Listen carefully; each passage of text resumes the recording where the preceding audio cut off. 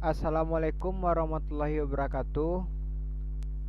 Perkenalkan, nama saya Azlino Bestadi, NIM 19059141, dan rekan saya M Haryansah dengan NIM 19059169. Pada video kali ini saya akan mempresentasikan hasil kerja kelompok kami, yaitu tentang prinsip pengukuran risiko dan penanggulangan risiko. Baiklah, yang pertama kita masuk kepada prinsip pengukuran risiko. Prinsip pengukuran risiko memiliki dua manfaat. Yang pertama itu untuk menentukan kepentingan relatif dari suatu risiko yang dihadapi. Yang kedua, untuk mendapatkan informasi yang sangat diperlukan oleh manajer risiko dalam upaya menentukan cara dan kombinasi cara-cara yang paling dapat diterima atau paling baik dalam penggunaan sarana penanggulangan risiko. Selanjutnya, pengukuran frekuensi kerugian.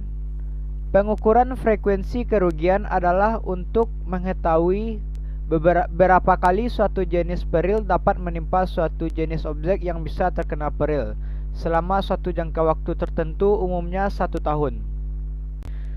Berdasarkan dimensi frekuensi, ada 4 kategori kerugian, yaitu yang pertama, kerugian yang hampir tidak mungkin terjadi, yaitu risiko yang menurut pendapat manajer risiko atau kemungkinan terjadinya sangat kecil sekali, atau probabilitas terjadinya mendekati nol. Yang kedua, kerugian yang kemungkinan terjadinya peril, yaitu risiko yang tidak akan terjadi dalam waktu dekat dan di masa yang akan datang kemungkinannya pun kecil. Yang ketiga, kerugian yang mungkin yaitu kerugian-kerugian yang mungkin bisa terjadi dalam waktu yang dekat di masa yang akan datang. Dan yang keempat, kerugian yang mungkin sekali, yaitu kerugian yang biasanya terjadi secara teratur baik dalam waktu dekat maupun di masa yang akan datang.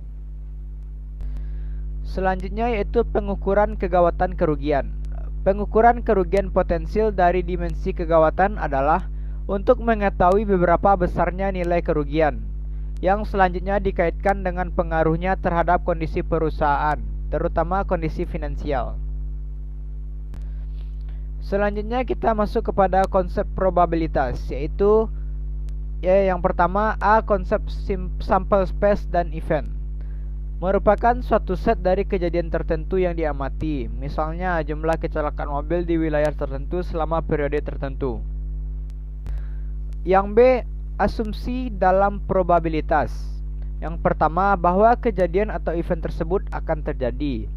Yang kedua, bahwa kejadian-kejadian adalah saling pilah. Artinya dua event tersebut, contohnya kecelakaan mobil pribadi dan mobil penumpang umum, tidak akan terjadi secara bersamaan. Dan yang ketiga, bahwa pemberian bobot pada masing-masing event dalam set adalah positif, sebab besarnya probabilitas akan berkisar antara event yang pasti terjadi probabilitasnya, sedangkan event yang pasti tidak terjadi probabilitasnya atau nol. Yang C. Penafsiran tentang probabilitas. Tafsiran yang pertama yaitu timbulnya tafsiran tentang probabilitas 1/10.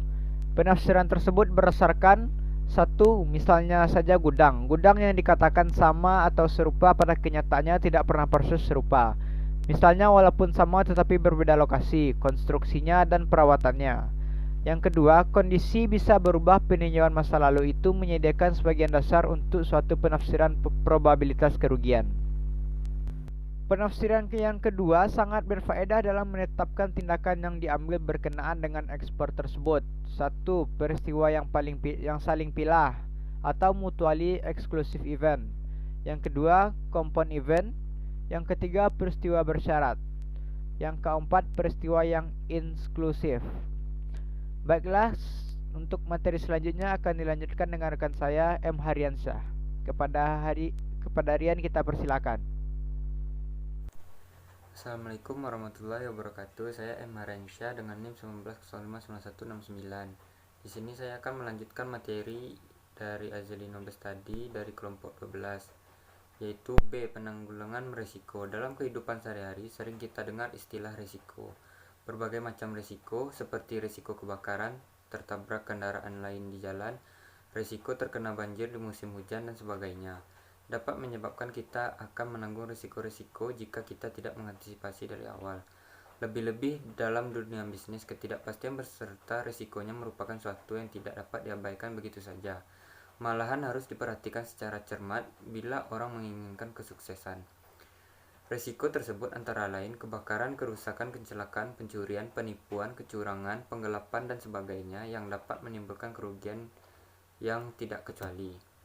Ketidakpastian risiko timbul karena adanya ketidakpastian, yang berarti ketidakpastian adalah merupakan kondisi yang menyebabkan tubuhnya risiko, karena mengakibatkan keraguan seseorang mengenai kemampuannya untuk meramalkan kemungkinan terhadap hasil-hasil yang akan terjadi di masa mendatang.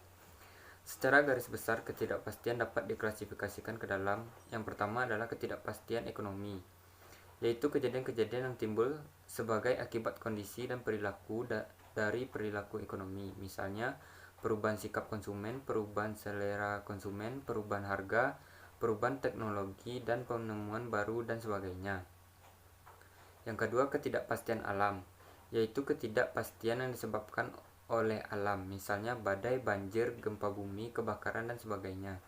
Ketidakpastian kemanusiaan, yaitu ketidakpastian yang disebabkan oleh perilaku manusia seperti peperangan, pencurian, penggelapan, pembunuhan, dan lain sebagainya. Upaya penanggulangan risiko sesuai dengan sifat dan objek yang terkena risiko. Ada beberapa yang dapat dilakukan perusahaan untuk meminimumkan risiko kerugian antara lain. Yang pertama, mengadakan pencegahan dan pengurangan terhadap kemungkinan terjadinya peristiwa yang menimbulkan kerugian. Misalnya, membangun gedung dengan bahan-bahan yang anti terbakar untuk mencegah bahaya kebakaran, memagari mesin-mesin untuk menghindari kecelakaan kerja, melakukan pemeliharaan dan penyimpanan yang baik terhadap bahan dan hasil produksi untuk menghindari risiko kecurian dan kerusakan, mengadakan pendekatan kemanusiaan untuk mencegah terjadinya pemogokan, sabotase, dan pengacauan. Yang B adalah melakukan retensi, artinya mentolerir terjadinya kerugian, membiarkan terjadinya kerugian, dan untuk mencegah terganggunya operasi perusahaan akibat kerugian tersebut disediakan sejumlah dana untuk menanggulanginya. Contoh, pos biaya lain-lain atau tak terduga dalam anggaran perusahaan. Yang C, melakukan pengendalian terhadap risiko. Contoh, melakukan perdagangan berjangka untuk menanggulangi risiko kelangkaan dan fluktuasi harga bahan baku atau pembantu yang diperlukan. Yang D, memindahkan risiko kepada pihak lain, yaitu dengan cara mengadakan kontrak pertanggungan atau asuransi dengan perusahaan asuransi terhadap risiko tertentu, dengan membayar sejumlah premi asuransi yang telah ditetapkan, sehingga perusahaan asuransi akan mengganti kerugian bila betul-betul terjadi kerugian yang sesuai dengan perjanjian.